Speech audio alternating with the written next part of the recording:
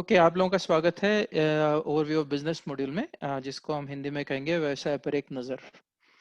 अम, इस मॉड्यूल में हम लगभग 7 या 8 चीज़ों की ओर गौर देंगे।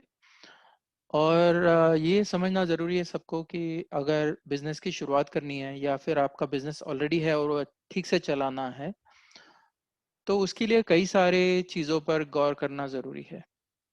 पर किसी भी चीज़ की गहराई में जाने से पहले व्यापार क्या है और उसका फैलाव कितना है, ये जानना जरूरी है। और ये मकसद ये मॉड्यूल का है। तो आइए देखते हैं किन चीजों पर हम थोड़ी नजर डाल रहे हैं। 8 चीजें जो है, एक तो पहले देखेंगे व्यवसाय किस चीज को कहते हैं, फिर देखेंगे व्यवसाय के विभिन्न प्रकार क्या कौन से हैं। तीसरा पॉइंट जो आप देख रहे हो स्क्रीन पर, उसका ये थोड़ा हटके है, इसके बारे में चर्चा होगी और उसको हम उतार चढ़ाव कहेंगे। और अंग्रेजी में इसको हम कहेंगे सीजनैलिटी या फ्लक्चुएशंस। चौथा पॉइंट है व्यवसाय का लक्ष्य, यानी ऑब्जेक्टिव ऑफ द बिजनेस क्या है। पांचवा जो है वो थोड़ा कठिन है, एक ढांचा है जिसको हम कहेंगे वायबिलिटी फ्रेमवर्क, या हिंदी में जब कहेंगे इसको व्यवहारिकता, व्यवसाय की व्यवहारिकता। छठवा पॉइंट जो है उसको अंग्रेजी में कहेंगे अपॉर्चुनिटी कॉस्ट, और इसको हिंदी में अपॉर्चुनिटी कॉस्ट ही कहेंगे। तो उसमें हम देखेंगे कि ये पॉइंट का मतलब क्या है और इसको ध्यान में रखना जरूरी क्यों है। सातवां जो है वो विस्तार से आगे वाला मॉड्यूल जो आएगा उसमें तो हम खूब सारा चर्चा करेंगे उसके बारे में, फाइनेंशियल स्टेटमेंट्स पर एक नजर आप डालेंगे आज फाइनेंशियल स्टेटमेंट्स पे। और आखिरी में कुछ हम उदाहरण लेंगे बिजनेस के जो हमारे काम आएंगे आगे के मॉड्यूल में, ताकि हम जो कॉन्सेप्ट्स देखेंगे उसको कैसे अप्लाई करना, जिसको अंग्रेजी में कहेंगे या हिंदी में जैसे कहेंगे कि भाई हमने कुछ सीखा है, अब इसको इसका इस्तेमाल कैसे करें। तो इस्तेमाल करने के लिए आपके पास कोई अपॉर्चुनिटी या चांस होना जरूरी है, और वो आएगा नहीं आएगा आप बोल नहीं सकते कब आएगा। तो इसीलिए एक उदाहरण वाले जो बिजनेस है वो उसका वो हमारी काफी मदद करेंगे, क्योंकि उनके जरिए हम ये जानेंगे कि भाई ये हमने जो पढ़ी है चीजें उसको कैसे उसका इस्तेमाल करना है। तो ये आज 8 चीजें हम देखेंगे ओवरव्यू ऑफ बिजनेस में। तो आइए शुरुआत करते हैं कि डेफिनेशन बिजनेस की क्या है, किस चीज को बिजनेस कहते हैं। डेफिनेशन थोड़ी लंबी है तो इसको थोड़ा धीरे धीरे आगे बढ़ते हैं। तो सबसे पहले व्यवसाय एक गतिविधि है, और ये गतिविधि बार बार लगातार चलने वाली है, और इस गतिविधि में पूंजी लगती है। तो पूंजी लगाने का फायदा क्या है, क्यों लगाएं पूंजी।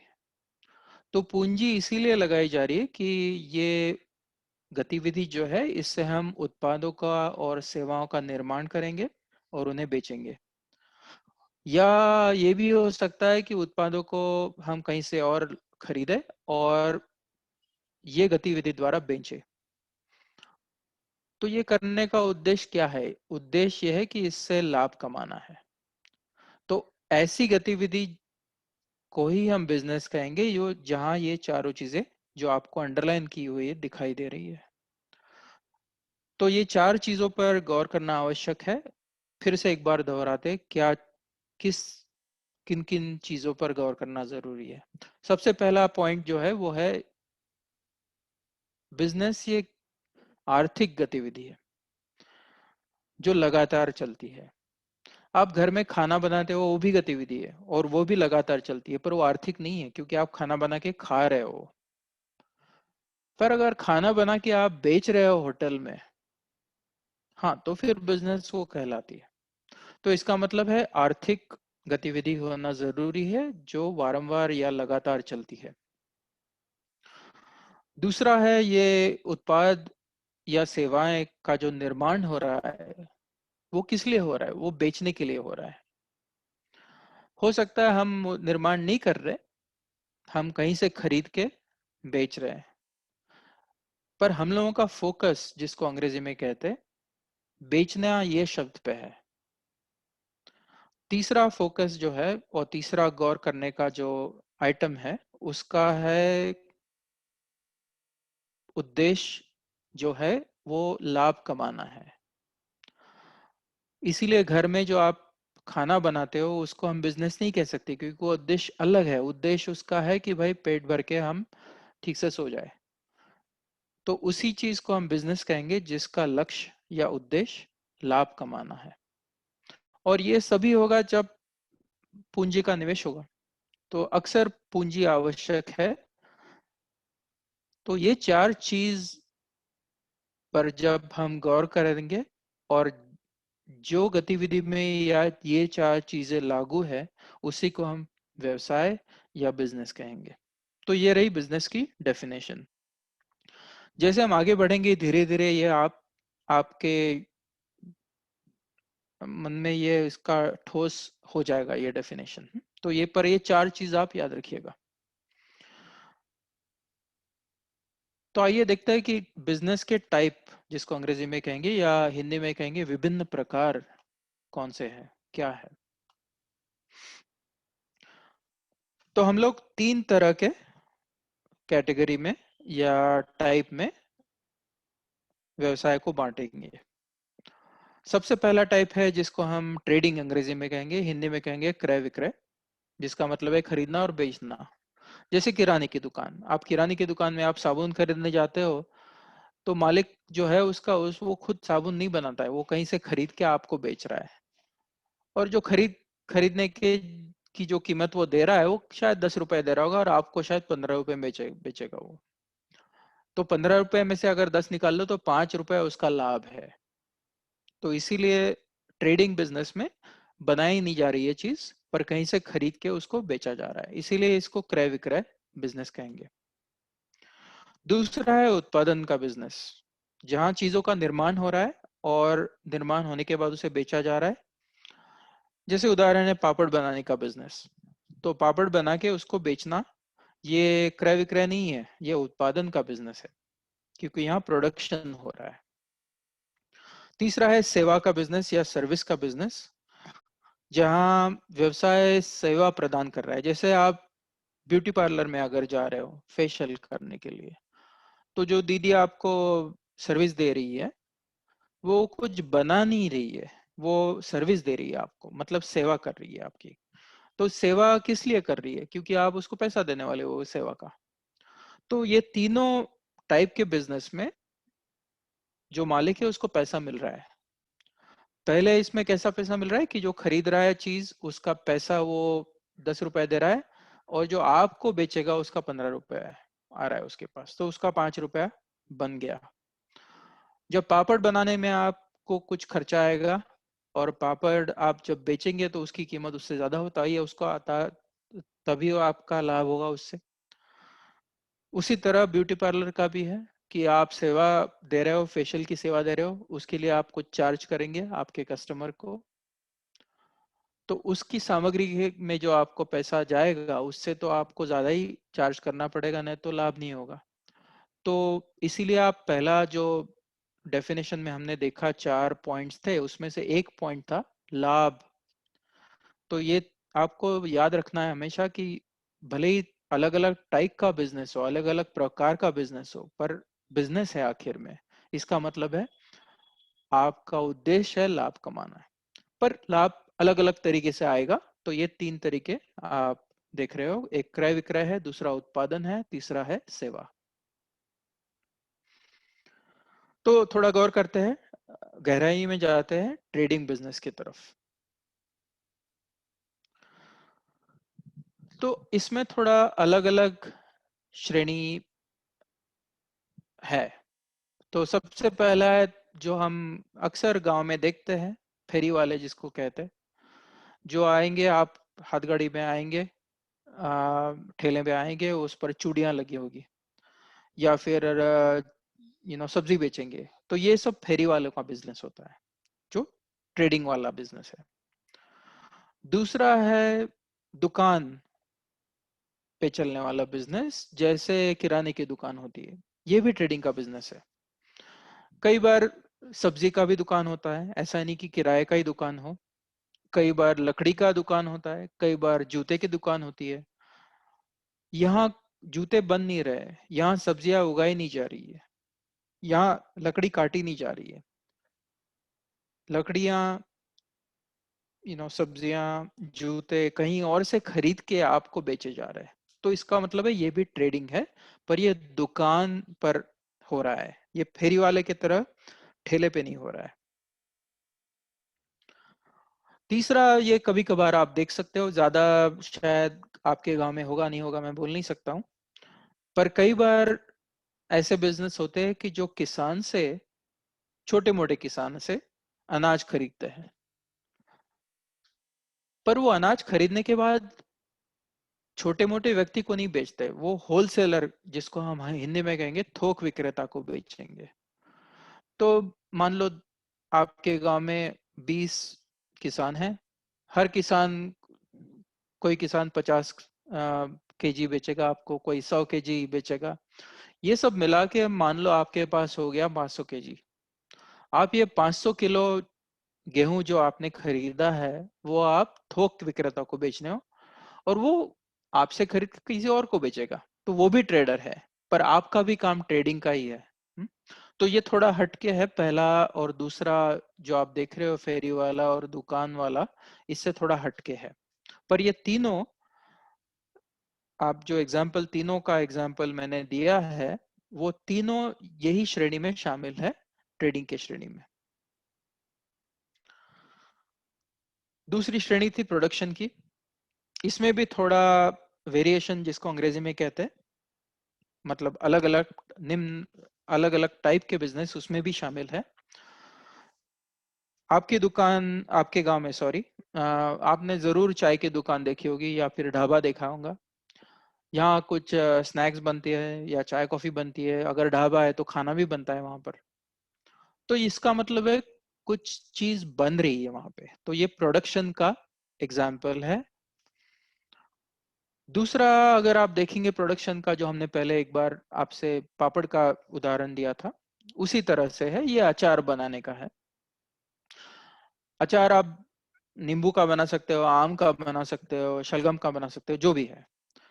तो इन चीजों को हम कच्चा माल कहेंगे। तो ये कच्चा माल खरीद के आप इसका अचार बना रहे हो और उसे बेच रहे हो, तो इसमें भी आपका प्रोडक्शन हो रहा है, मतलब कुछ चीज बन रही है, तो ये भी प्रोडक्शन का बिजनेस है। और तीसरा हमने देखा है ऑलरेडी, पापड़ बनाने का, जहाँ कच्चे माल से आप पापड़ बना रहे हो और वो बेचे जा रहे हैं। तीसरी श्रेणी थी सर्विस की, तो इसकी तरफ भी देखते हैं क्या है इसमें। एक उदाहरण है सिलाई के काम करने वाला व्यवसाय, शायद आपके गांव में भी हो ये, कि आप कपड़ा ले जाते हो ये दुकान में, और वो सिलाई के लिए देते हो, और जो आदमी ले रहा है आपसे, या दीदी जो ले रही है आपसे कपड़ा, वो आपका टेप से आपका मेजरमेंट लेगी और उस हिसाब से आपका कपड़ा बनाएगी वो। कई बार ऐसे दुकान में आप जाके रफू भी करवा सकते हो। तो इसमें कोई, भले ही आप बोल सकते हो कि भाई इसमें तो प्रोडक्शन हो रहा है, हाँ ठीक है, पर प्रोडक्शन के लिए आपको याद होगा रॉ मटेरियल जरूरी है। पर सिलाई में रॉ मटेरियल किसका है? ये तो आपका ही है। आप रॉ मटेरियल लेके जा रहे हो वहां पे, और वो रॉ मटेरियल उस दीदी को देके, दीदी सिर्फ उसकी सिलाई करके आपको दे रही है। तो इसका मतलब है दीदी खुद रॉ मटेरियल नहीं ले रही है, और इसीलिए ये प्रोडक्शन नहीं कहलाएगा, ये सर्विस कहलाएगा, क्योंकि दीदी आपको सर्विस दे रही है कि आप रॉ मटेरियल ले जा रहे हो और वो उसको सिला के आपका शर्ट बना के दे रही है। तो इसलिए इसको सर्विस का बिजनेस कहेंगे हम। आपके गांव में शायद ये भी हो कि आपका मोबाइल अगर खराब हो गया है तो उसको रिपेयर करने की दुकान भी है, और वो छोटा मोटा रिपेयर जो भी है, बड़ा रिपेयर शायद नहीं होगा पर छोटा मोटा जरूर होगा, और वो रिपेयर करके आपको उसका थोड़ा फी चुकाना पड़ेगा, उसको वो भी सर्विस दे रहा है आपको। ब्यूटी पार्लर का भी एग्जाम्पल हमने अब देख चुके हैं। कई सारे ऐसे एग्जाम्पल है, पंक्चर की दुकान, ये भी सर्विस है। हम्म। तो ये तीन, जिसको हम कॉमन टाइप ऑफ बिजनेस कहेंगे, या हिंदी में कहेंगे सामान्य सर्वसामान्य प्रकार। प्रोडक्शन का है, ट्रेडिंग का है और सर्विस का है।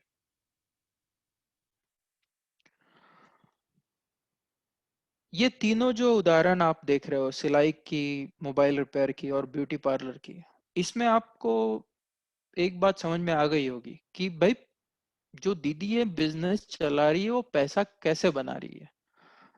तो वो जो सर्विस दे रही है उसका शुल्क जो है सॉरी, वो ग्राहक से ले रही है सर्विस देने के बाद में।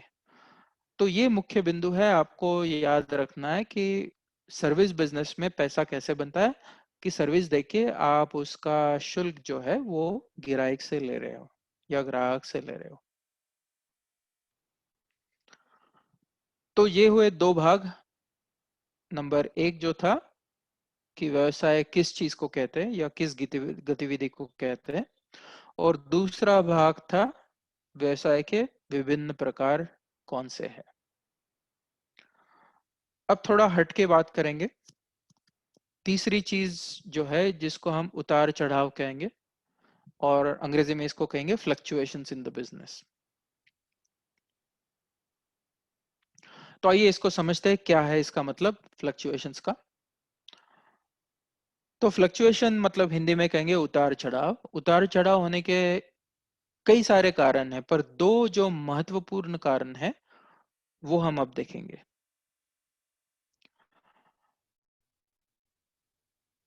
अब चाय की दुकान में आप चाय पीने अक्सर जाते हो, और शायद आप जाते हो सुबह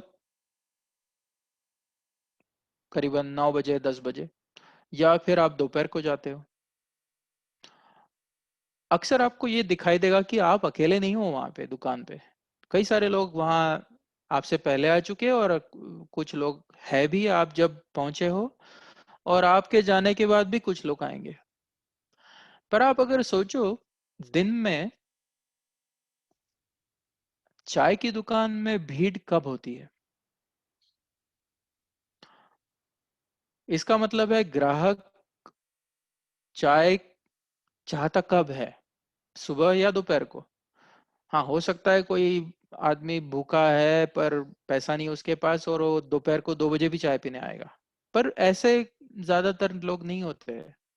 चाय सुबह पी जाती है, या फिर दोपहर को पी जाती है, या फिर शाम को पकौड़े के साथ पी जाती है। इसका मतलब है चाय की दुकान में उतार चढ़ाव, जिसको हम अंग्रेजी में कहेंगे सीजनैलिटी, ये अक्सर होता है। और ये होता है क्योंकि सुबह भीड़ होगी या शाम को भीड़ होगी, पर दोपहर को या रात को भीड़ नहीं होगी। इसका मतलब ये नहीं कि ये बिजनेस बंद हो गया है।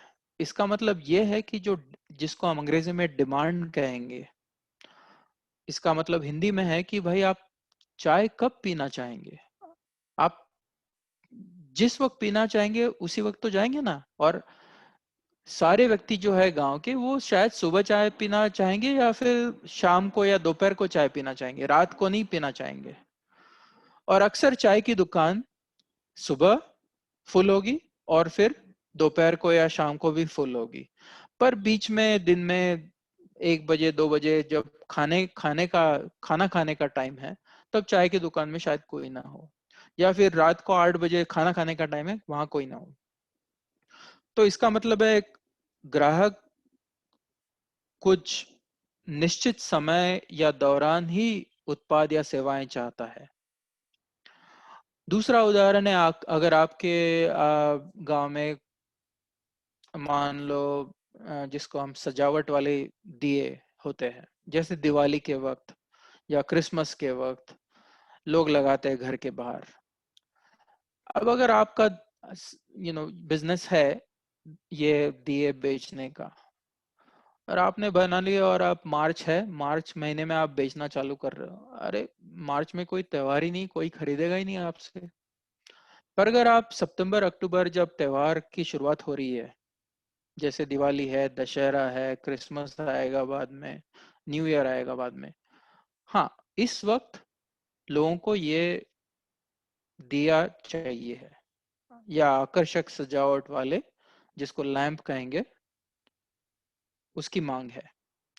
तो इसका मतलब है उतार चढ़ाव के कारण पहला कारण तो यह है कि ग्राहक एक निश्चित समय के दौरान ही उसकी उत्पाद की या सेवा की चाहत करता है, बाकी वक्त चाहत नहीं करता है। तो ये रही एक बात जो हम ग्राहक की तरफ से सोच रहे हैं। पर अगर आप कच्चे माल वाला बिजनेस देखेंगे, जैसे अचार का बिजनेस है। अब आपने आम के अचार का बिजनेस डाल दिया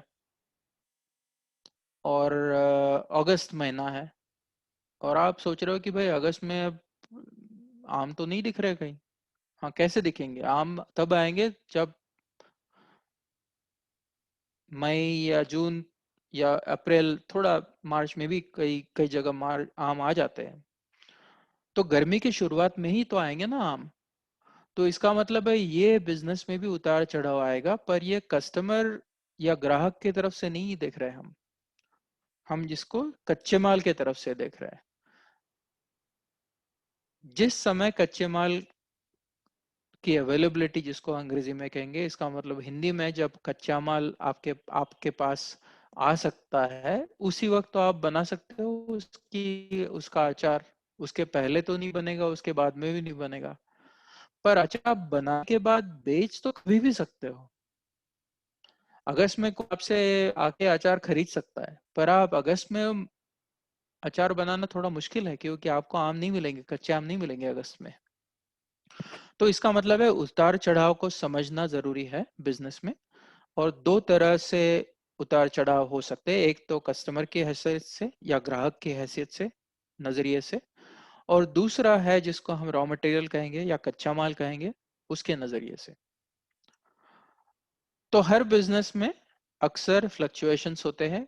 कुछ फ्लक्चुएशन जैसे चाय की दुकान में रोज होते हैं।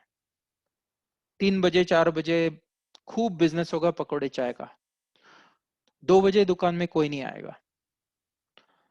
कुछ बिजनेस है ये दिन ब दिन का नहीं है उतार चढ़ाव, पर साल में एक बार उतार चढ़ाव आएगा।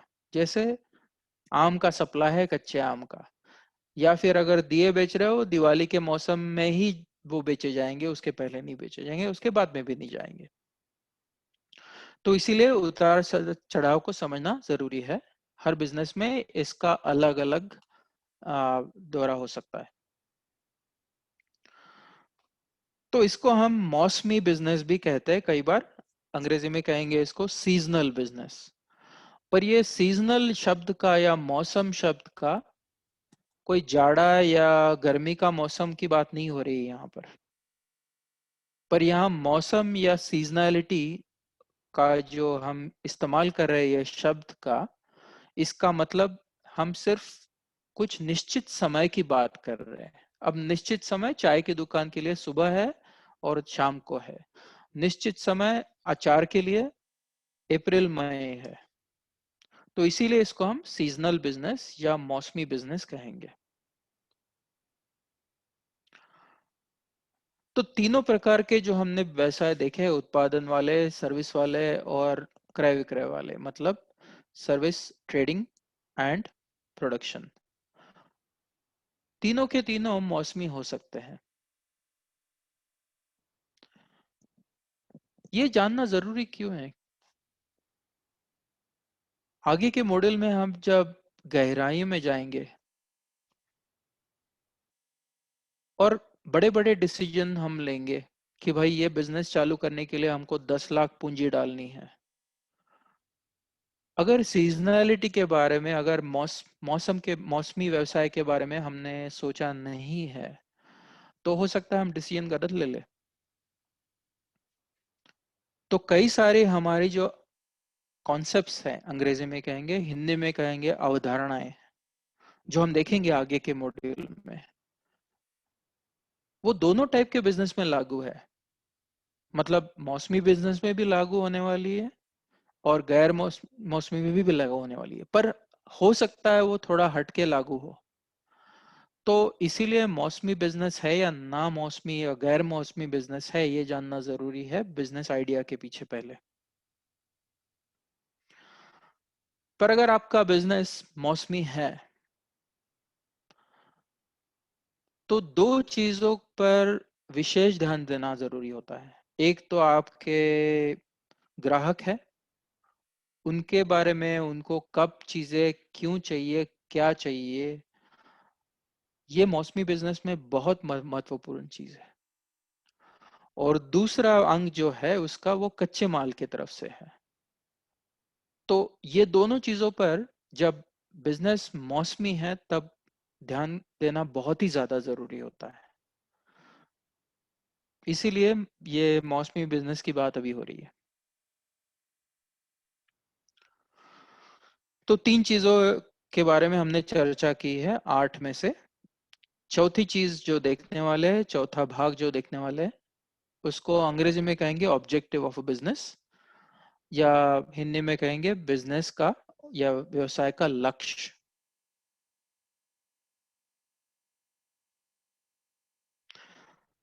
जब हम बिजनेस चलाते हैं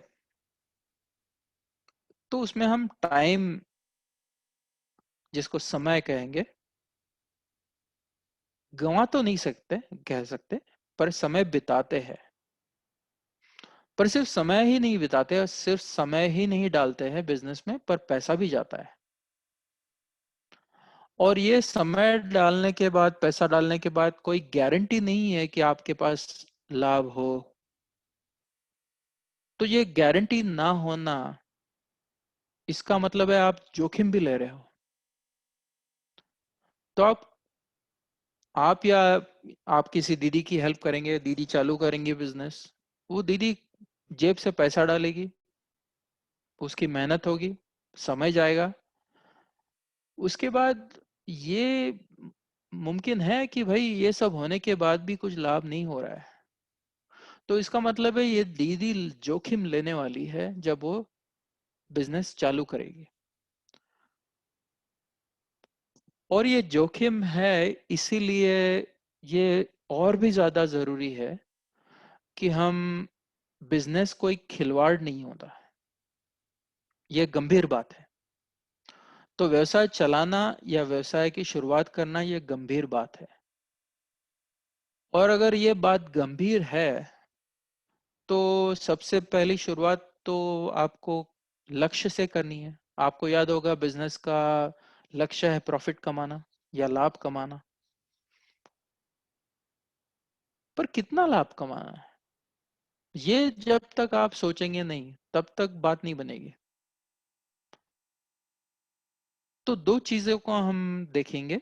एक तो ये जो लक्ष्य है वो स्पष्ट होना चाहिए, जिसको अंग्रेजी में कहेंगे स्पेसिफिक। और दूसरा है ये लक्ष्य व्यवहारिक होना चाहिए, अंग्रेजी में कहेंगे रियलिस्टिक।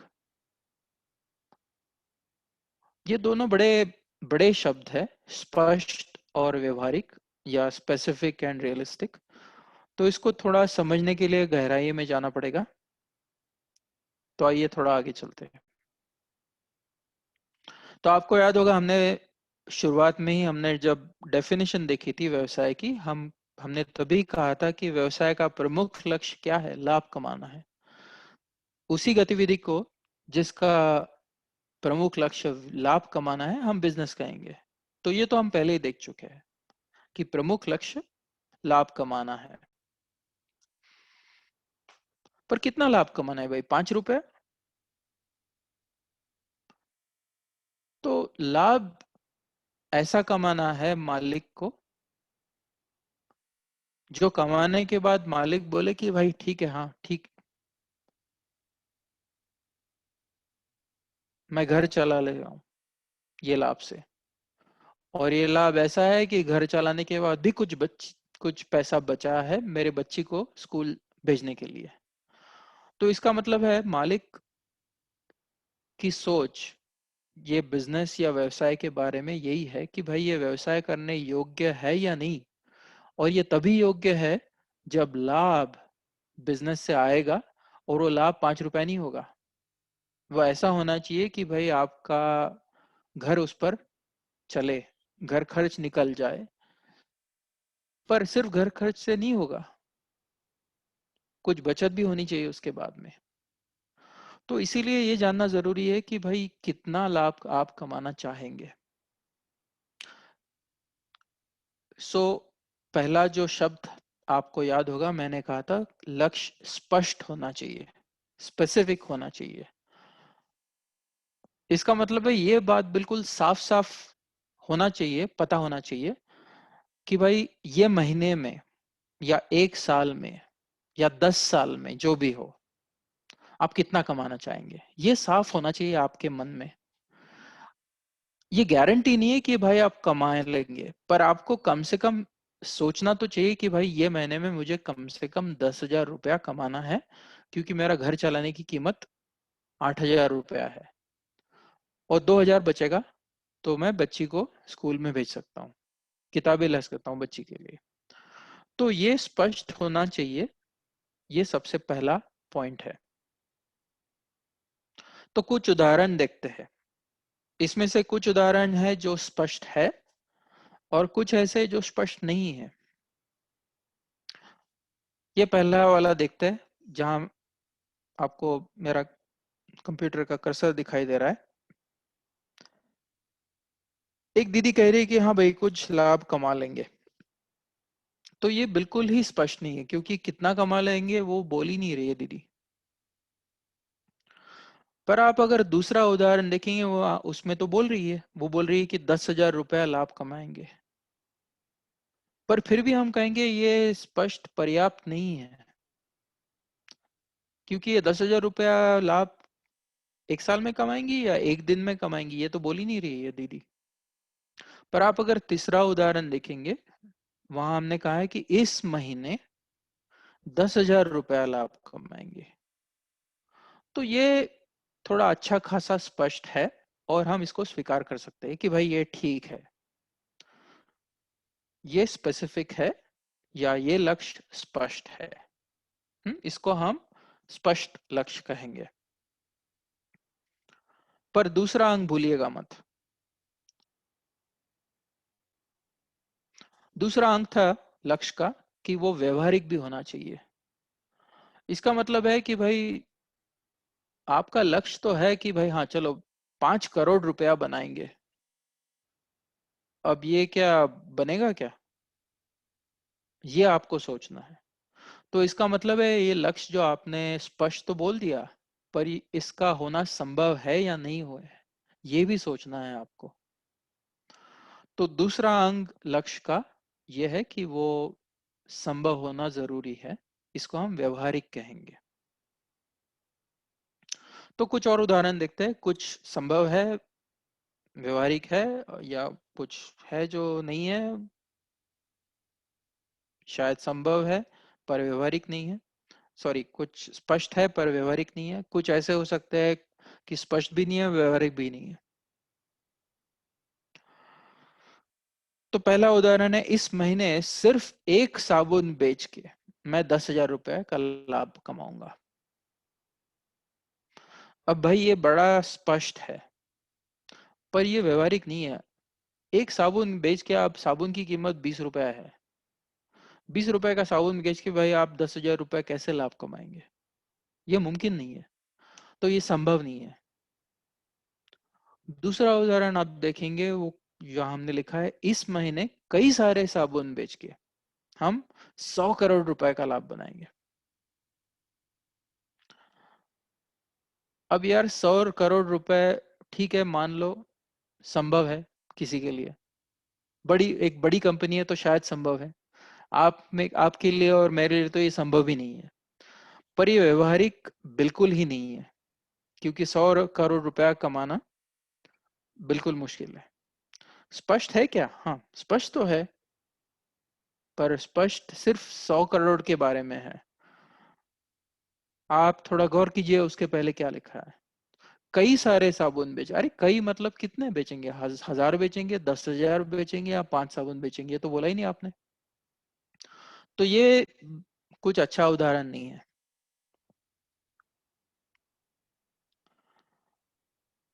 तीसरा, क्या आप सोच सकते हो कि कुछ थोड़ा सा बदलाव उसमें डाल के, हो सकता है ये स्पष्ट हो, व्यवहारिक हो और संभव भी हो। अगर मैंने कहा इस महीने 500 साबुन बेच के 10,000 रुपए का लाभ कमाएंगे, हाँ, तो हम बोल सकते हैं कि स्पष्ट है, व्यवहारिक है और संभव भी शायद है।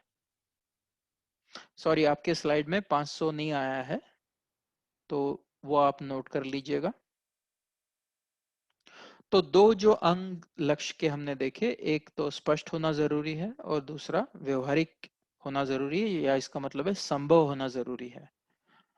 तभी हम बोल पाएंगे कि भाई लक्ष्य जो है वो सटीक है या नहीं है।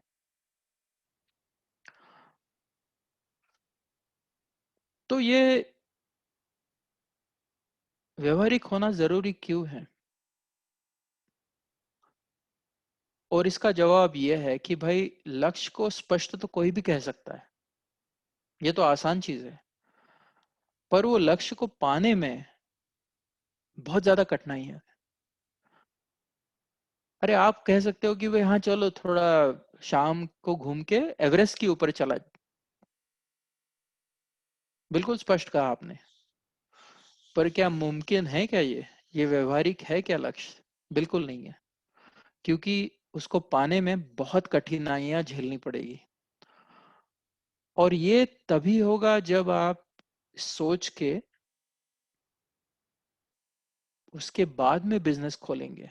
बिजनेस खोलने के बाद आप ये नहीं सोचेंगे कि भाई ये व्यवहारिक है या नहीं।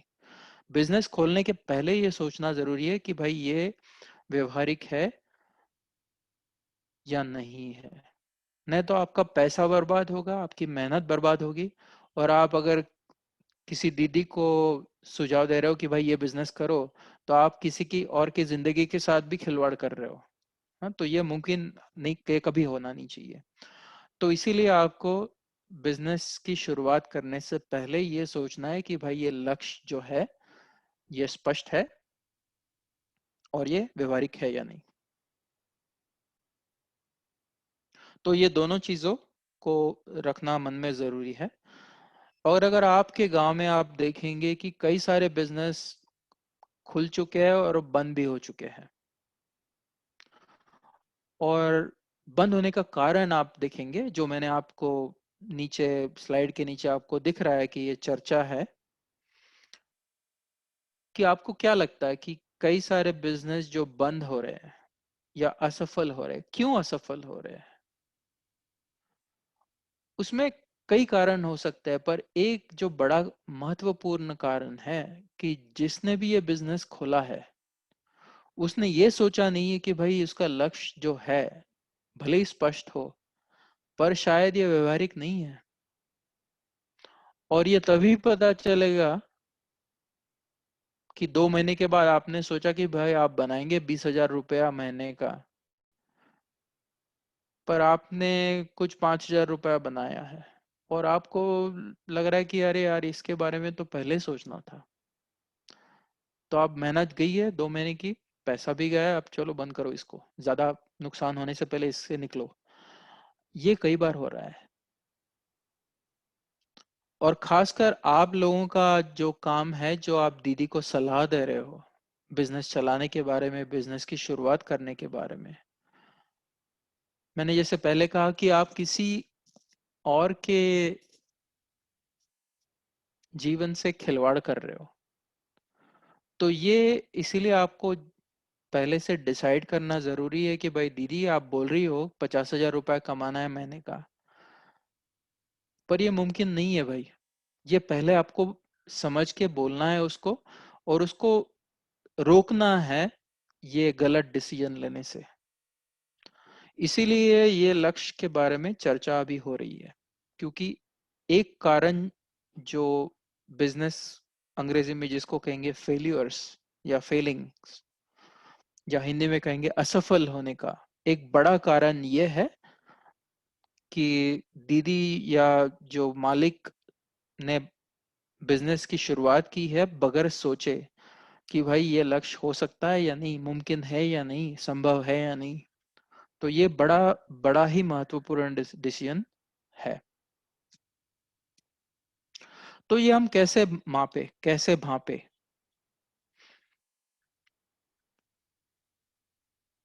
ये बड़ा कठिन प्रश्न है कि भाई लक्ष्य तो है, साफ भी है, पर इसको व्यवहारिक कैसे बनाए, मुमकिन कैसे है? तो ये तभी होगा जब पहले हम सोचेंगे और समझेंगे कि भाई बिजनेस क्या कर सकता है और क्या नहीं कर सकता। ये दोनों चीजें जानना जरूरी है। ये जानने के बाद ही आपको महसूस होगा कि भाई ये जो लक्ष्य है ये स्पेसिफिक, स्पष्ट है और मुमकिन है या नहीं, या व्यवहारिक है या नहीं। ओके, थोड़ा हट के बात करेंगे आप। अलग चीज है, it's called business ethics and law. जैसे हिंदी में कहेंगे व्यवसाय के नैतिक मूल्य और कानून।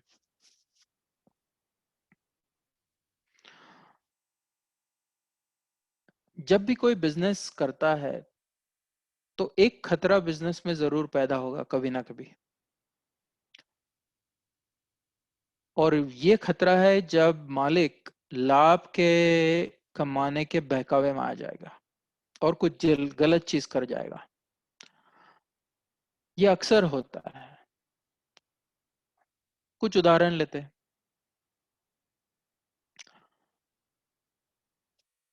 जैसे आपने फैक्ट्री लगा दी और फैक्ट्री में मजदूर लिए, पर मजदूर को तो आपको सैलरी देनी पड़ेगी। पर कुछ बच्चे हैं गांव में जो काम नहीं कर रहे, स्कूल भी नहीं जा रहे, उनको आपने लगा दिया काम पे। और आपको तो वो लगा कि हाँ भैया ये तो हमने अच्छा काम किया, पर अच्छा काम किया क्या? क्योंकि आपने ये जो किया है वो अनैतिक है और ये अवैध भी है। इसका मतलब है बाल मजदूरी गुनाह है, और बच्चों को नौकरी पे रखना ये ना ही अनैतिक है, या ये बगैर कानून भी है। हुँ? तो इसका मतलब है आप खर्च घटाने के लिए कोई बच्चे को नहीं ले सकते हो काम में। तो ये एक उदाहरण है जो लाभ कमाने के में बहकाव में आके मालिक ने ये कर लिया। दूसरा उदाहरण है कि भाई आप बेच रहे हो गेहूं। 99 किलोग्राम आपने गेहूं खरीद लिए और 1 किलोग्राम पत्थर बेच भी खरीद लिए और दोनों मिला दिए, और 100 किलोग्राम आपने गेहूं बेचे हैं। तो आपका प्रॉफिट बढ़ गया क्योंकि आपने उसमें मिलावट डाली है। तो ये गलत चीज है। इसका मतलब है ये अनैतिक चीज है। या फिर आपने कोई माल जो बेचा है आपके दुकान में वो खराब हो चुका है और वो खा के कोई बीमार पड़ सकता है, ये भी अनैतिक बात है। तो इसका मतलब है व्यवसाय जब आप करते हो तो व्यवसाय की बेहतरी तो करना ही है, उसका तो ख्याल आपको रखना ही है, पर उसके साथ साथ समाज की भी बेहतरी करना या समाज का भी ख्याल रखना जरूरी है। तो ये किस तरह से होगा, ये कैसे होगा? तो इसमें कानून की मदद होगी आपको। तो कानून इसीलिए बनाए जाते हैं सोसाइटी में कि जो नैतिकता है उसकी सोच हर किसी को हर बार करने की जरूरत ना पड़े। तो अक्सर कानून नैतिक मूल्यों में अक्सर सहायता करता है। तो एक कानून जैसे हमारे देश में है कि बाल मजदूर को नौकरी पर नहीं रखा जाएगा, क्योंकि बालक जो है, बच्चे जो है, उनका स्कूल में जाना, पढ़ना, खेलना ज्यादा महत्वपूर्ण है। तो अगर हमारे देश में ये कानून ही है तो आपको नैतिकता के बारे में सोचने की जरूरत ही नहीं है, अगर आप कानून को फॉलो कर रहे हो तो। समझ गए ना आप? कि आप अगर बिजनेस चलाएंगे जो हर कानून को देख के डिसाइड करेगा कि हाँ ये कर सकते हैं या ये नहीं कर सकते हैं। तो आपका नैतिक मूल्य भी हो गया साथ साथ में। तो इसीलिए कानून के बारे में जानना जरूरी है, क्योंकि हर सारे कानून जो है, हमारे कई सारे कानून हैं, कुछ कानून जो है वो नैतिक मूल्य का, जिसे कहेंगे सेफ गार्ड अंग्रेजी में, जिसका हिंदी में कहेंगे कि नैतिक मूल्यों की रक्षा करने के लिए ही वो कानून बनाए गए हैं। एक कानून जैसे उदाहरण दिया था आप कि बाल मजदूरों को नौकरी पर नहीं रख सकते, ये कानून है। क्योंकि बाल मजदूरों को नौकरी पे रखना ये अनैतिक भी है। तो ये नैतिकता अनैतिकता की बात आपके ऊपर छोड़ी नहीं है कानून ने। कानून ने कहा है कि भाई आप पे छोड़ेंगे तो आप तो कहीं से ढूंढ के बच्चे को लाएंगे, आप नहीं कर सकते हो ये। तो इसीलिए हमने कानून बना दिया है। तो की पॉइंट अंग्रेजी में कहेंगे या हिंदी में कहेंगे मुख्य बिंदु, अगर व्यवसाय सभी कानूनों का अनुसरण करता है तो कई सारे नैतिक मूल्य जो है वो अपने आप आ जाएंगे बिजनेस में। आपको याद होगा हमने देख कहा था कि भाई हर बिजनेस में लाभ कमाना जरूरी है, महत्वपूर्ण है, लक्ष्य है। पर ये थोड़ा अभी सोचेंगे कि क्यों, इस पर क्यों इतना गौर किया जा रहा है।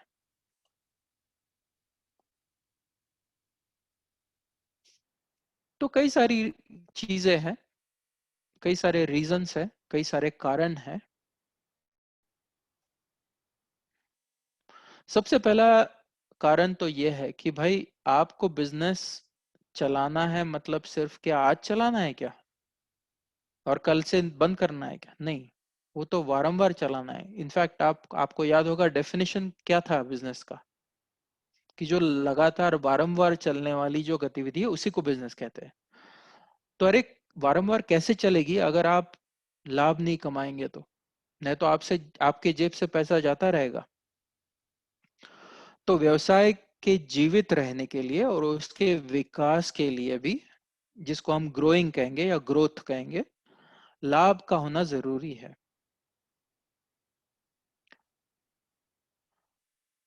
दूसरा एक कारण यह है कि भाई आपसे पूछेगा हाँ भाई कैसे चल रहा है बिजनेस, आप कहेंगे हाँ बहुत अच्छा चल रहा है। अरे बहुत अच्छा चल रहा है मतलब क्या चल रहा है बहुत अच्छा? क्या हवा पानी अच्छा है? आप कैसे कहेंगे आपका बिजनेस अच्छा चल रहा है? तभी कहेंगे जब आप लाभ कमा रहे हो। तो लाभ ये बहुत बड़ा सूचक है जो दर्शाता है कि भाई व्यवसाय अच्छे से चल रहा है या नहीं चल रहा है।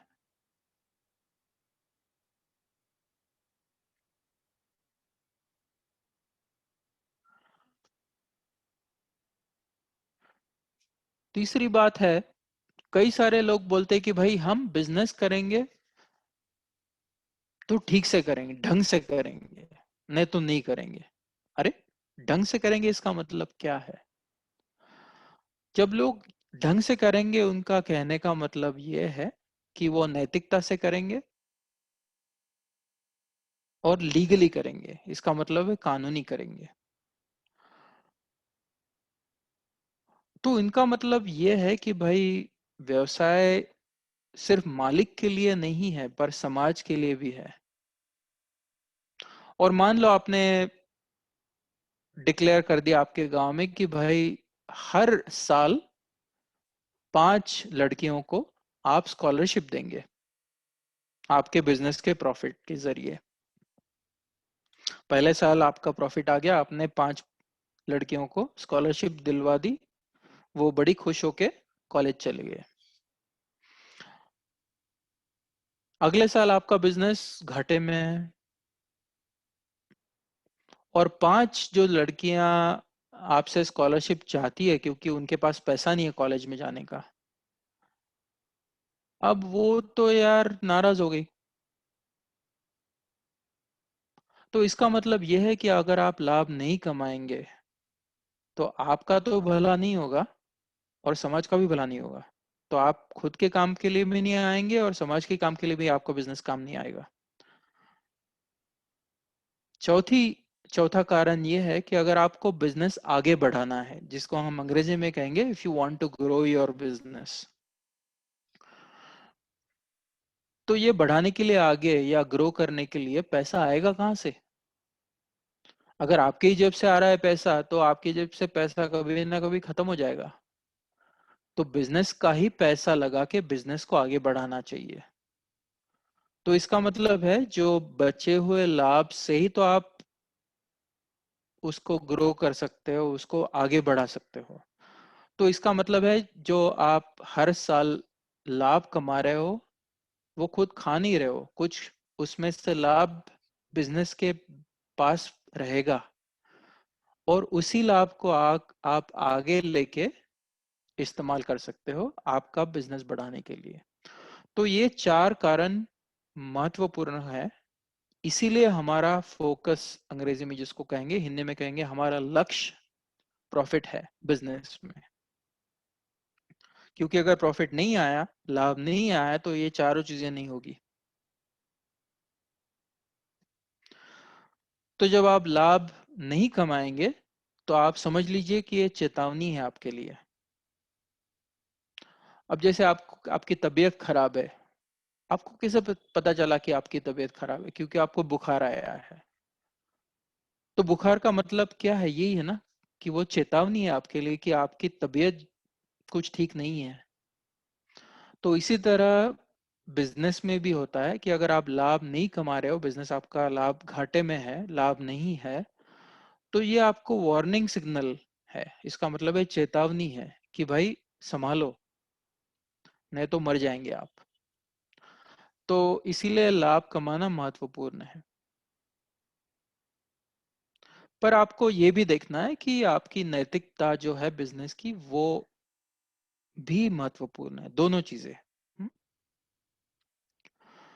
और एक दूसरा कारण भी है, आपको नैतिकता की तरफ देखना जरूरी है। अगर आपने ढेर सारा पैसा कमा लिया पर आपका बिजनेस बिल्कुल अनैतिक है, तो भले 1 साल चलेगा, भले 2 साल चलेगा, लंबे समय तक ये नहीं टिकेगा।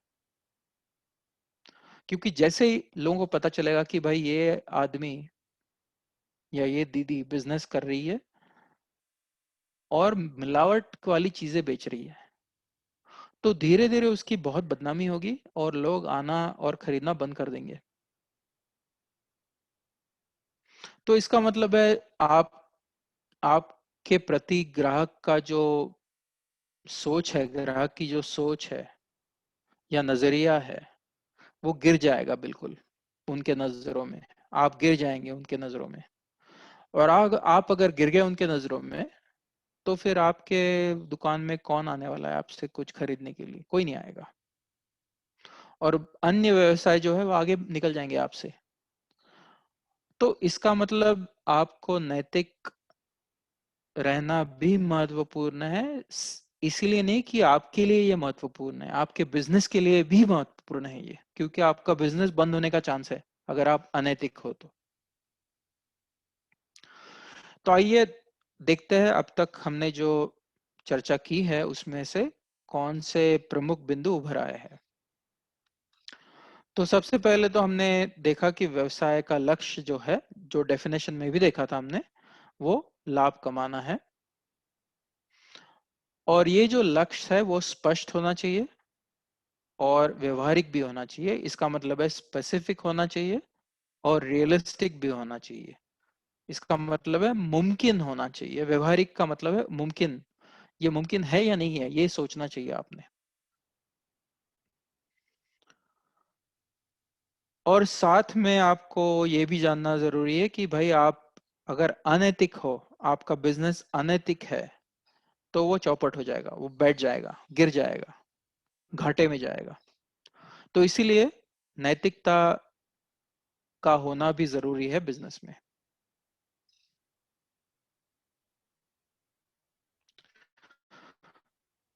तो अब थोड़ा गहराई में जाएंगे। आगे का पॉइंट आपको जो दिख रहा है स्लाइड पे, नंबर 5, जिसको अंग्रेजी में कहेंगे बिजनेस वायबिलिटी फ्रेमवर्क। हिंदी में कहेंगे व्यवहार की या व्यवसाय की व्यवहारिकता। और ये एक ढांचा है, ये दायरा है। तो ये ढांचा समझने में हमको थोड़ा टाइम लगेगा, धीरे धीरे जाएंगे थोड़ा उसके तरफ।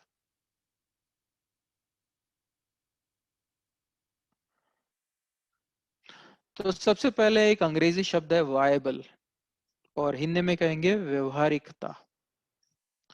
इस पर थोड़ा गौर करेंगे। तो व्यवसाय को हम व्यवहारिक तभी कहेंगे जब उससे मिलने वाला लाभ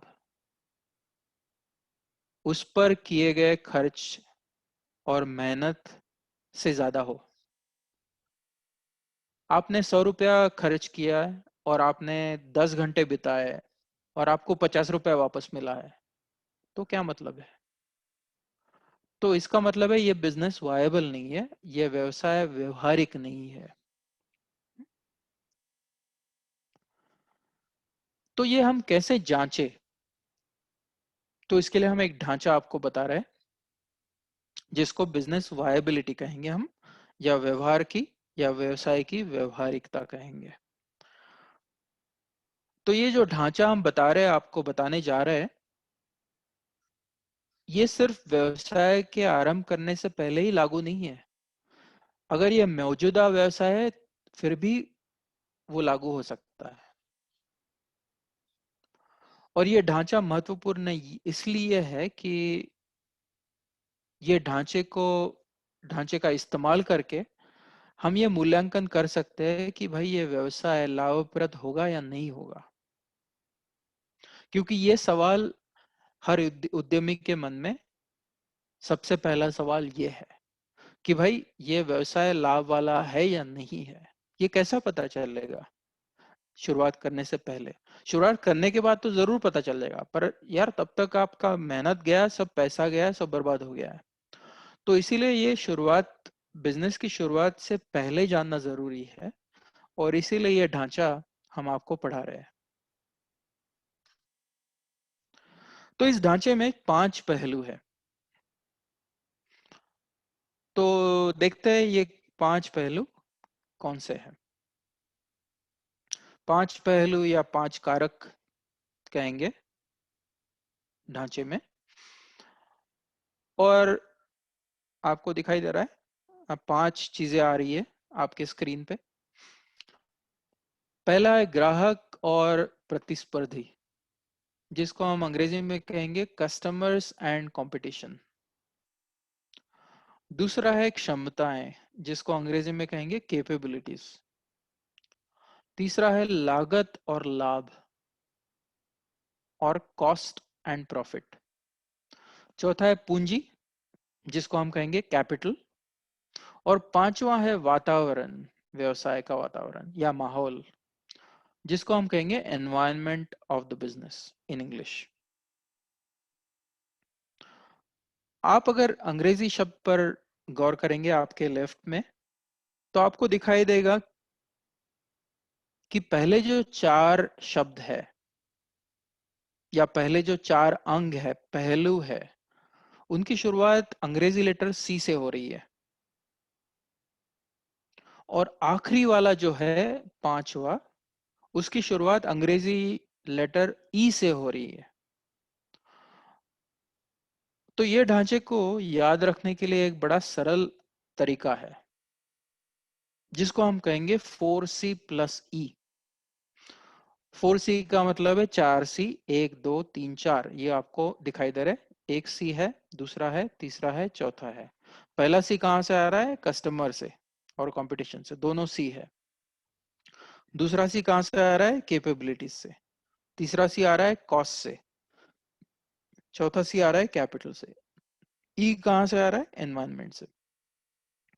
तो ये याद रखने के लिए, भले ही आप याद रखेंगे ग्राहक, क्षमताएं, लागत और लाभ, पूंजी और व्यवसाय का वातावरण, इसको अंग्रेजी में याद रखना थोड़ा आसान है। इसीलिए मेरा सुझाव यह है कि आप इसको 4C+E से जाने, ये ढांचे को। तो इसको थोड़ा गहराई में जाते हैं, एक एक करके चारों पहलुओं को। पहले 4C, और उसके बाद में पांचवा पहलू जो है ई से एनवायरनमेंट, उसके तरफ देखेंगे। तो सबसे पहला है कस्टमर्स एंड कंपटीशन। तो दो चीजें आपको उसमें दिखाई दे रही है, पहला है ग्राहक, दूसरा है प्रतिस्पर्धी। तो इसीलिए पहले हम ग्राहक पर नजर डालेंगे, उसके बाद में प्रतिस्पर्धी पर नजर डालेंगे। तो कस्टमर्स ऑफ अ बिजनेस या व्यवसाय के ग्राहक। तो ग्राहक कौन है? ग्राहक वो लोग हैं, या वो हम बोल सकते हैं कि भाई कभी कभी ग्राहक जो है वो लोग नहीं है। अगर आप मान लो नोटबुक बेच रहे हो और खरीदने वाले आपके गांव का स्कूल है, तो ग्राहक तो स्कूल हो गया। तो इसका मतलब है ग्राहक हमेशा आदमी नहीं होता है, अंग्रेजी में जिसको कहेंगे इंस्टीट्यूशन, हिंदी में संस्थाएं बोल सकते हो आप। तो ग्राहक, संस्थाएं भी आपकी ग्राहक हो सकती है। तो ग्राहक वो होते हैं जो व्यवसाय से उत्पाद या सेवा खरीद के उसके लिए उसके बदले पैसा भुगतान करते हैं, उसी लोगों को या उसी संस्थाओं को हम ग्राहक कहेंगे। शुरुआत बिजनेस की करने से पहले ये हमको जरूर सोचना चाहिए कि भाई हमारे संभावित ग्राहक कौन हो सकते हैं, और ये भी जानना जरूरी है कि भाई ग्राहक तो है, पर ग्राहक क्यों है, वो संभव क्यों है। वो संभावित इसीलिए कि उनको कुछ जरूरतें हैं उनकी, और जिसकी पूर्ति आप कर पाएंगे तभी तो आएंगे ना आपके पास, नहीं तो क्यों आएंगे। तो दोनों चीजों को जानना जरूरी है कि संभावित ग्राहक कौन है, और ये भी जानना जरूरी है कि उनकी जरूरतें है क्या। तो ये जानना जरूरी क्यों है? क्योंकि आपका प्रयास, आपके बिजनेस का प्रयास यही होना चाहिए कि जो भी ग्राहक आपके पास आएगा उसकी जरूरत जो है उसको संतुष्ट करना ही तो आपका काम है ना, उसी के लिए तो आपको पैसा दिया जा रहा है। अगर आप पैसा ले लेंगे उससे, और जो भी आप प्रोडक्ट देंगे या फिर सर्विस देंगे उसको लेके उसका कोई संतोष नहीं हो रहा है, तो आएगा क्या वापस वो आपसे कुछ खरीदने के लिए? कभी नहीं आएगा। तो इसीलिए ग्राहक को जानने के लिए दो अंग महत्वपूर्ण है। एक तो आपको देखना है, आपको सोचना है कि कौन ग्राहक आपके जो है वो संभावित है, क्योंकि ग्राहक कोई आके खड़े नहीं होने वाले आपको बिजनेस चालू करने से पहले। आपको बुलाना पड़ेगा उनको, और वो तभी आएंगे जब आपके पास कुछ चीज ऐसी है जो उनको संतुष्ट करे। तो दोनों चीजों को जानना जरूरी है कि कौन आपके संभावित ग्राहक हो सकते हैं और उनकी जरूरतें क्या है। दूसरा अंग है पहले सी का, कॉम्पिटिटर, या हिंदी में कहेंगे प्रतिस्पर्धी। कॉम्पिटिटर या प्रतिस्पर्धी का मतलब है कि अन्य जो बिजनेस है, अन्य व्यवसाय जो है, जो हमारे व्यवसाय से काफी मिलते जुलते हैं और उसी तरह के उत्पाद या सर्विसेज बेचे हैं, ऐसे अन्य व्यवसायों को हम कहेंगे वो हमारे कॉम्पिटिटर है, और हम भी उनके कॉम्पिटिटर है।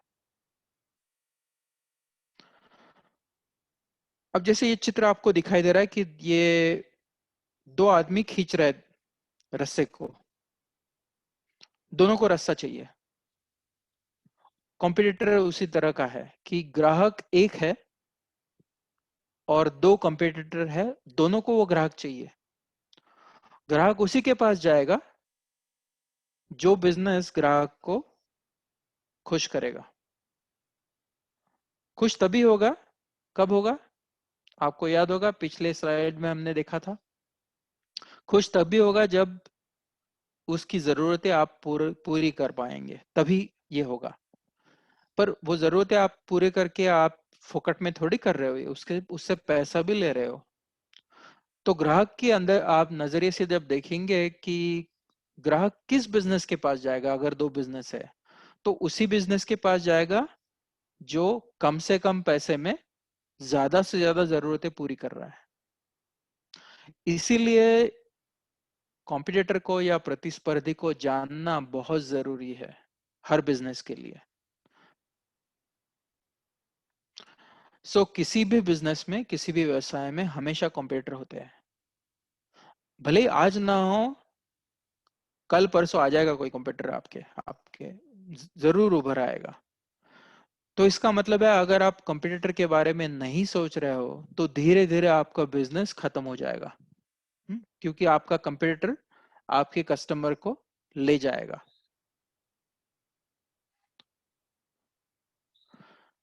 तो कंपटीटर के ऊपर कैसे मात करे? तो कंपटीटर या प्रतिस्पर्धी या प्रतिद्वंद्वी जो है, उससे अगर आप अच्छी चीज बेचेंगे तो ही कस्टमर आपके पास आएगा। तो कस्टमर्स तभी आएंगे आपके पास जब एक चीज है आप आपूर्ति करेंगे उनकी रिक्वायरमेंट्स की, और दूसरी चीज है सिर्फ आपूर्ति नहीं करना है, पर आपको यह भी देखना है कि भाई और कोई 10 लोग हैं वो आपूर्ति कर सकते हैं, पर क्या आप सबसे ज्यादा कर रहे हो या सबसे अच्छा कर रहे हो, ये जानना जरूरी है। तो अगर उनसे आप अच्छे सर्विस दे रहे हैं, अच्छा प्रोडक्ट दे रहे हैं, अच्छा बर्ताव है आपका, तो फिर कस्टमर आपके पास आएगा, नहीं तो नहीं आएगा। तो इसीलिए कॉम्पिटिटर को भी जानना जरूरी है कस्टमर के साथ साथ। वो पहला सी था हमारा। अब दूसरा सी की तरफ देखते हैं, जिसको हम क्षमताएं कहेंगे, अंग्रेजी में कहेंगे कैपेबिलिटीज। अक्सर आप देखेंगे कई सारे बिजनेस आपके गांव में, कुछ बिजनेस है जिसको हम अंग्रेजी में कहेंगे सक्सेसफुल है या सफल है, और कुछ अनसक्सेसफुल है। तो जो सक्सेसफुल बिजनेस है, जो सफल बिजनेस है, इसका मतलब ये नहीं कि उनको आसानी से सफलता मिल गई है। उनको जूझना पड़ रहा है उसके उसके लिए, और अक्सर कई दिक्कतें सामने आ जाती है जिनका सामना व्यवसाय को करना पड़ता है, और ये सामना करने के लिए व्यवसाय के पास कुछ क्षमताएं होना जरूरी है। तो क्षमताएं में तीन चीजों का तीन चीजें शामिल है। पहली चीज है हुनर, जिसको अंग्रेजी में हम कहेंगे स्किल्स। दूसरी चीज है उपकरण, जिसको अंग्रेजी में कहेंगे इक्विपमेंट। और तीसरा है अवेलेबल टाइम, जिसका मतलब है आपके पास कितना समय उपलब्ध है काम करने के लिए। ये तीनों को लेके हम कहेंगे आपके बिजनेस की कैपेबिलिटी बनती है या क्षमताएं बनती है। तो ये तीनों चीजें डिसाइड करती है कि भाई आप क्या कर सकते हो और क्या नहीं कर सकते हो, ये दोनों जानना जरूरी है आपको। तो ये जानना जरूरी है सिर्फ बिजनेस की शुरुआत में ही नहीं, पर आप बिजनेस जब चलाने लगेंगे तभी भी जानना जरूरी है। और आप जब बढ़ाना चाहेंगे बिजनेस, जिसका मतलब है ग्रो करेंगे, तो ग्रो करने के लिए भी या बढ़ाने के लिए भी आपको कैपेबिलिटीज की या क्षमताओं के बारे में जानना जरूरी है। और आपको ये भी देखना है कि आगे चल के क्षमताएं कौन सी लगने वाली है। भले ही आज आपके पास क्षमताएं हैं, पर अगर आपको बड़ा करना है बिजनेस, आपको बढ़ाना है बिजनेस, तो बढ़ाने के लिए कुछ और अलग हटके क्षमताओं की जरूरत हो सकती है। तो इसका मतलब है ये 4C+C जो हम बता रहे हैं आपको, ये सिर्फ बिजनेस के शुरुआत के लिए नहीं है। बिजनेस जब चालू है तभी भी देखना जरूरी है 4C+C की तरफ, और बिजनेस को आगे बढ़ाना है उसमें भी आपको 4C+C की तरफ देखना जरूरी है। तो तीन चीजों को याद रखिएगा क्षमताओं में। एक तो हुनर है, स्किल है, दूसरा है उपकरण, और तीसरा है टाइम, समय। तीसरा सी जो है आपका, उसमें भी दो चीजें थी, आपको याद होगा, कॉस्ट एंड प्रॉफिट्स। तो सबसे पहले कॉस्ट देखते हैं। जिसको अंग्रेजी में कॉस्ट कहेंगे, हिंदी में कहेंगे लागत। व्यवसाय में लागत का अर्थ थोड़ा हटके है दैनिक उपयोग से। कुछ चीजों का हम लागत कहेंगे बिजनेस में और कुछ चीजों को हम लागत नहीं कह सकते बिजनेस में। भले ही दैनिक उपयोग में हम उनको लागत कहेंगे, पर बिजनेस में लागत उन्हीं चीजों को कहेंगे जो एक तरफ की है। तो आइए देखते हैं कुछ एग्जाम्पल उसके।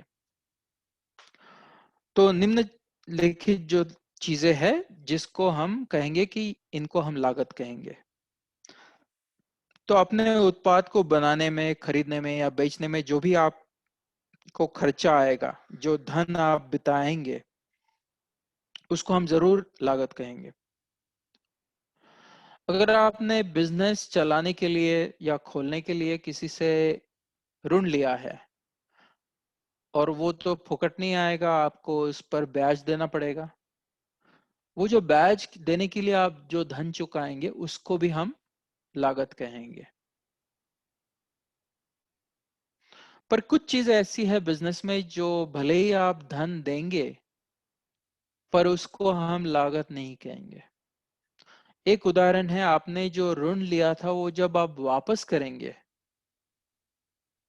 तो वापस करेंगे तो धन देंगे, पर उसको हम खर्च नहीं कहेंगे। और इसका एक कारण है, ये ऋण का जो पैसा आप दे रहे हो ये आप लौटा रहे हो, ये समझिए। आप ये दे नहीं रहे हो, आप ये लौटा रहे हो। ऋण हमेशा लौटाया जाता है। जो चीज आप लेके लौटा रहे हो वापस, वो आपका खर्चा कैसे होगा? वो तो किसी और की संपत्ति है, आपने उधारी पे ली थी, आप उसको वापस दे रहे हो, तो इसीलिए ये खर्चा नहीं हो सकता है आपका। पर वो ऋण पर आप अगर ब्याज चुका रहे हो तो ये खर्चा है, क्योंकि ये आपके जेब से जा रहा है। ऋण पे लिया हुआ पैसा भले ही आपके जेब से जा रहा है, पर वो आपके जेब में कैसा आया था पहले? वो किसी और के जेब से आया था। आप तो सिर्फ लौटा रहे हो उसको। इसीलिए ऋण जो है आप जब चुकाते हो उसको हम लागत नहीं कहेंगे, भले ही ऋण पर जो ब्याज दे रहे हो उसको हम लागत कहेंगे। कई बार बिजनेस में आपको, जैसे हमने देखा, इक्विपमेंट, उपकरण जिसको कहेंगे, कई सारे बिजनेस में बड़ी बड़ी उपकरणें लग जाती है, जैसे मशीन लग जाती है। ये जो खरीदने के लिए पैसा आप दे रहे हो उसको भी हम लागत नहीं कहते। और थोड़ा आगे जाके हम बिजनेस के जो, जिसको फाइनेंशियल स्टेटमेंट्स कहते हैं, उसमें एक फाइनेंशियल स्टेटमेंट को कहते हैं बैलेंस शीट। जब उसकी चर्चा होगी तब ये उत्पादक संपत्तियों को मैं फिर से लाऊंगा डिस्कशन में, अभी इस पर ज्यादा नजर नहीं डालेंगे।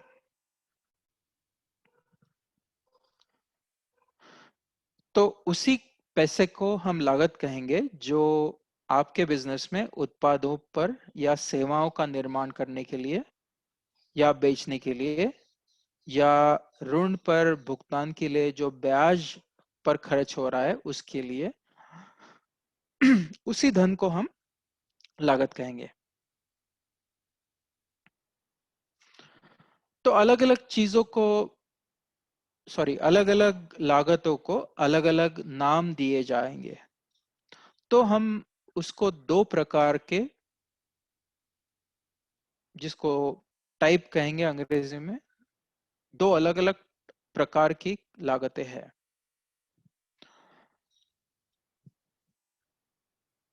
पहला जो लागत है, पहला कैटेगरी जो है लागत का, उसको हम डायरेक्ट कॉस्ट कहेंगे। अब हिंदी में आपको समझना है तो आप उसको शायद प्रत्यक्ष लागत कह सकते हो, पर मेरा सुझाव है उसको आप अंग्रेजी में ही याद रखो, उसको कहेंगे हम डायरेक्ट कॉस्ट। और दूसरा है, उसका नाम है इनडायरेक्ट कॉस्ट, या उसको हम हिंदी में कह सकते हैं अप्रत्यक्ष लागत। तो आइए देखते हैं इसका मतलब क्या है।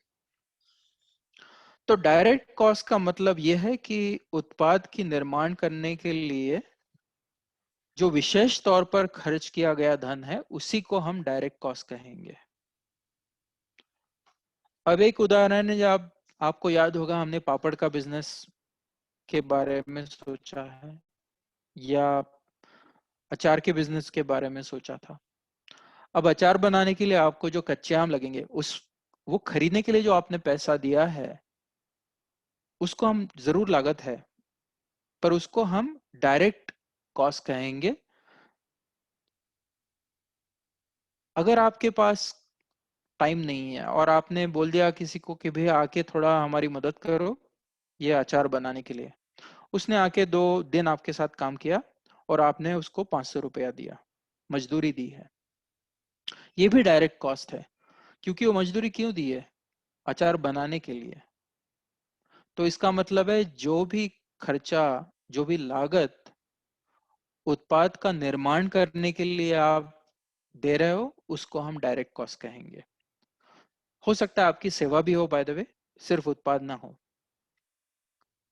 इनडायरेक्ट कॉस्ट का मतलब यह है कि कई सारे लागतें बिजनेस में जो डायरेक्ट कॉस्ट में जाती है, पर कुछ कुछ, ज्यादा नहीं, पर कुछ कुछ लागतें ऐसी है जो उत्पादन या सेवाओं से संबंधित नहीं है बिल्कुल, पर फिर भी उनका व्यवसाय के लिए बहुत महत्वपूर्ण है।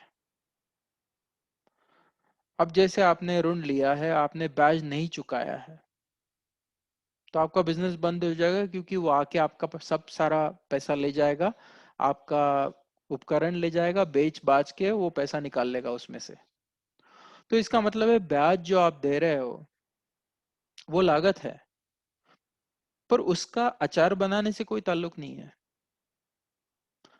पर अगर आपने ब्याज देना बंद कर दिया है, तो जिसने आपको ऋण दिया है वो आपके पास आएगा, बोलेगा कि भाई तू पैसा नहीं दे रहा है, ये अचार बनाने की जो आपके पास सारी उपकरण है वो मैं ले जा रहा हूँ, और मैं बेच बाच के जो भी पैसा आएगा उसमें से ले लूंगा। तो इसका मतलब आपका बिजनेस बंद हो जाएगा।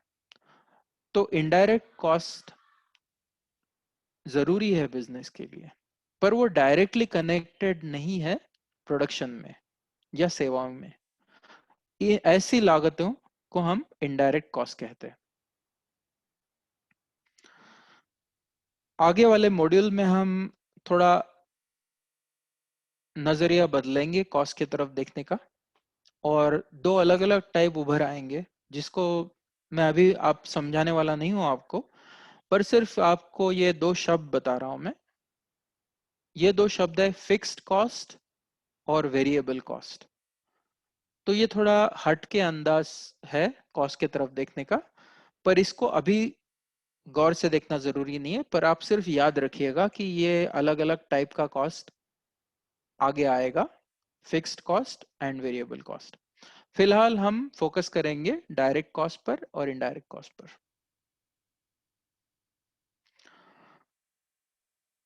एक और चीज पर अब देखना जरूरी है, जिसको हम कहेंगे आय। तो आय वो धन है जो व्यवसाय अपने उत्पादों को या सर्विसों को बेचकर ग्राहक से कमाता है, सिर्फ उसी धन को हम आय कहते हैं। कई बार हम इसको बिक्री भी कहेंगे, अंग्रेजी में सेल्स कहेंगे इसको। पर कुछ चीजें हैं और कुछ तरीके हैं बिजनेस में जिससे आपके पास पैसा आएगा, पर उसको हम आय नहीं कह सकते। तो आइए देखते हैं कौन सी चीजें हैं वैसी। अगर आपने किसी से उधारी ले ली बिजनेस चलाने के लिए, तो पैसा तो आ गया आपके पास, पर यह आय नहीं है आपकी, क्योंकि ये किसी ने आपको पैसा इसीलिए नहीं दिया है कि आप उत्पादों को या सेवाओं को दे रहे हो उसको, आप सिर्फ उधारी ले रहे हो। तो ये आया हुआ पैसा हम कभी इसको आय नहीं कह सकते, इसको हम ऋण कहेंगे। अगर आपने आपके जेब से पैसा डाल के मशीन खरीद ली है, तो आपके जेब से तो पैसा निकल गया, पर वो बिजनेस के जेब में तो आ गया, पर फिर भी हम इसको आय नहीं कहेंगे बिजनेस के हैसियत से, क्योंकि बिजनेस को ये पैसा जरूर मिल रहा है, पर वो पैसा क्यों मिला है? पैसा इसीलिए मिला है कि मालिक ने कहा है बिजनेस को कि भाई जाके मशीन खरीद ले। कोई कस्टमर ने नहीं दिया ये पैसा। तो जो कस्टमर देता है उसी पैसे को हम आय कहेंगे या रेवेन्यू कहेंगे इंग्लिश में। कई बार होता है बिजनेस में कि भाई ये यार ये एक टेबल थोड़ा एक्स्ट्रा है बिजनेस में, इसका कुछ काम नहीं हो रहा है, इसको बेच दो और कुछ पैसा आ जाएगा उसमें से। ठीक है, पैसा आ गया बिजनेस के पास, पर ये कैसे आया? उत्पाद बेच के नहीं आया, टेबल बेच के आया। टेबल थोड़ी उत्पाद है। आप टेबल का इस्तेमाल करके उत्पाद बना रहे थे, पर वो टेबल की जरूरत नहीं है इसीलिए आपने बेचा है उसको। तो इन ऐसे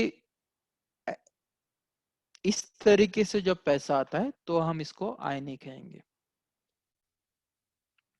तो मुख्य बिंदु यही है, आय व्यवसाय द्वारा कमाया जाने वाला सिर्फ वो धन है जो उसके उत्पादों को या सेवाओं को ग्राहकों को बेचकर कमाया जाता है। तो ये बेचने की प्रतिक्रिया और ग्राहकों का होना बड़ा जरूरी है ये डेफिनेशन में आय के। अदरवाइज इसको आय या रेवेन्यू नहीं कहेंगे हम। उसको क्या कहेंगे थोड़ा आगे में जाके देखेंगे, पर अभी हम देख रहे हैं कि किस चीज को आय कहेंगे। आपको याद होगा तीसरा जो सी था उसमें दो शब्द थे, कॉस्ट एंड प्रॉफिट्स। तो आइए देखते हैं लाभ या प्रॉफिट्स का मतलब क्या है। तो लाभ का मतलब है कुल आय से अगर आप कुल लागत घटा दो तो जो भी बचेगा पैसा उसको हम फायदा या लाभ या प्रॉफिट कहेंगे। तो ये सिंपल इक्वेशन रहा जिसको अंग्रेजी में कहेंगे इक्वेशन, हिंदी में कहेंगे समीकरण। लाभ इज इक्वल टू आय माइनस लागत। मतलब आय से आप लागत अगर घटा दो तो जो भी बचेगा वो बिजनेस का लाभ है या प्रॉफिट है। अक्सर लाभ की गणना जो हो रही है वो सिर्फ एक साल के लिए नहीं हो, कई बार होता है एक महीने के लिए हो, 3 महीने के लिए हो। पर एक बात जरूर रखना, आपको याद रखना पड़ेगा कि लाभ की गणना हमेशा अवधि के लिए की जाती है। वो अवधि 1 साल हो या आधे साल का हो या 3 महीने की हो या 1 महीने की हो। तो ये इसीलिए जानना जरूरी है कि वो समय या अवधि जो है उस अवधि के दौरान जो आय आई है और उस अवधि के दौरान जो लागत हुई आपकी गई है उसी को आपको लेना है ये फॉर्मूला में। उसी को फिर शामिल करे किया जाता है। उसके पहले जो आपकी आय आई है उसको नहीं शामिल किया जाएगा, या उसके पहले जो लागत हुई है उसको शामिल नहीं किया जाएगा। उसी अवधि के दौरान जो आपकी आय आई है और लागत गई है उसको आप शामिल करके लाभ निकालना है आपको। लाभ कई तरह के होते हैं और अलग अलग तरीके इसीलिए है क्योंकि अलग अलग किस्म के अलग अलग टाइप के लागत है। तो हम लोग दो टाइप के या दो प्रकार के लाभों की तरफ देखेंगे। एक को कहेंगे ग्रॉस प्रॉफिट और दूसरा है नेट प्रॉफिट। और इसको आप भले ही शब्द अंग्रेजी है, आपको इसी तरह से उनको याद रखना है, ग्रॉस प्रॉफिट और नेट प्रॉफिट। तो आइए देखते हैं ग्रॉस प्रॉफिट कैसा निकालते हैं। ग्रॉस प्रॉफिट निकालने के लिए आपको आय से सारे के सारे डायरेक्ट कॉस्ट घटाने पड़ेंगे, तब आपका जो प्रॉफिट आएगा उसको हम ग्रॉस प्रॉफिट कहते हैं। पर आपको याद होगा दो टाइप की कॉस्ट थी, एक तो डायरेक्ट है और दूसरी इनडायरेक्ट है। जब आप इनडायरेक्ट कॉस्ट भी निकालेंगे डायरेक्ट कॉस्ट के साथ साथ तो फिर जो प्रॉफिट आएगा उसको हम नेट प्रॉफिट कहेंगे। और नेट प्रॉफिट का फॉर्मूला है ग्रॉस प्रॉफिट, उससे हम इनडायरेक्ट कॉस्ट निकालेंगे। तो इसका मतलब है आय में से आप डायरेक्ट कॉस्ट घटाएंगे तब आपको ग्रॉस प्रॉफिट आएगा। आप ग्रॉस प्रॉफिट से आप इनडायरेक्ट कॉस्ट जब घटाएंगे तब आपको नेट प्रॉफिट आएगा।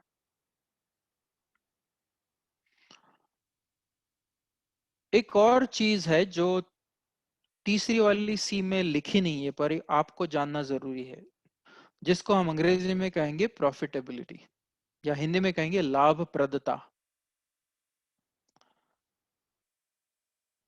तो प्रॉफिटेबिलिटी या लाभप्रदता, इसको हम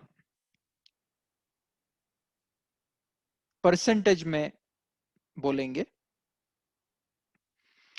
इसका मतलब क्या है, तो देखते हैं फॉर्मूला, तब पता चलेगा आपको। तो प्रॉफिटेबिलिटी कैसे निकालेंगे हम, आप लाभ लेंगे और उसको आप आय से भागेंगे। जो भी नंबर आएगा उसको आप अगर 100 से गुनेंगे तो आपको परसेंटेज मिल जाएगा। आपको याद होगा, आपने स्कूल में ये परसेंटेज किया होगा, तो थोड़ा दिमाग में लाइएगा वो बात। तो एक उदाहरण लेते हैं जल्दी ही, ताकि आपको समझ में आएगा। अब कोई महाशय है रवि, उनका व्यवसाय है कुछ, उन्होंने 16,000 रुपए का लाभ कमाया है और उनकी वार्षिक आय जो थी वो 80,000 रुपया थी। तो आइए देखते हैं उनकी व्यवसाय की लाभप्रदता क्या है। तो मैं यहाँ थोड़ा 1 मिनट रुकने वाला हूं ताकि आप लोग कोशिश करिएगा।